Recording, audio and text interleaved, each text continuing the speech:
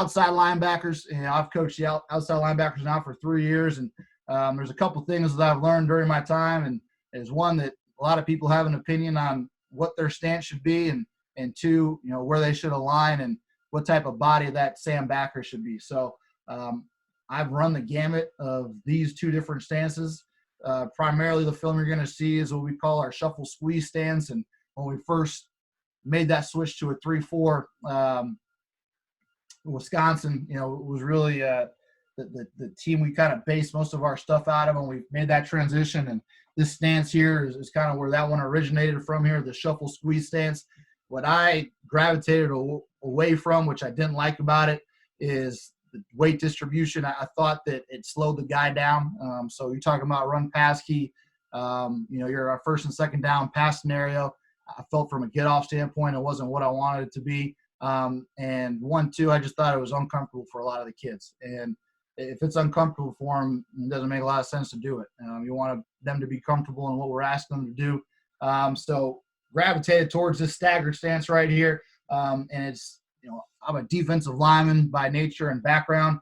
I mean, it's no different. If I'm in a 3-point stance, I'll have my outside foot is going to be up, and now I'm just standing up in a 2-point stance. So I try to mimic that as much as possible. And then in a third down pass rush scenario, I really give those guys the freedom to align however they want, just because, like I said, I want them to be comfortable. And unless we're running a game or a stunt, in my opinion, it doesn't matter if that front foot's forward or backwards. So like to give them the freedom on third down for that. So from a stance standpoint, when I'm aligned on the line of scrimmage, sorry if I didn't preface that from the beginning, this is when I'm aligned on the line of scrimmage as an outside backer. Okay, so now our Sam backer is the one who's more often than not is going to be apex right here. So from an apex stance, it's really going to be the exact same thing as our inside backers. The only thing that I like to have my Sams do from the field is have a true heel-to-toe stagger from that near foot to the back foot. So you can see, man, Christian here is a little bit more bait, more square than I like him to be. I really like that inside foot being hard up here and that outside foot being truly a heel-to-toe stagger, just because when I do get a run pass key and then I read that it's pass, I like him to be able to now transition my eyes to number 2 or whatever my pass responsibility is. And I just think it's more fluid for these guys when their hips are already open to the field, that is, for any type of reroute or if they have to push and expand, depending on coverage from a coverage standpoint. Now, what am I looking at as the outside backer here? We always talk about the end man on the line of scrimmage. That's his key.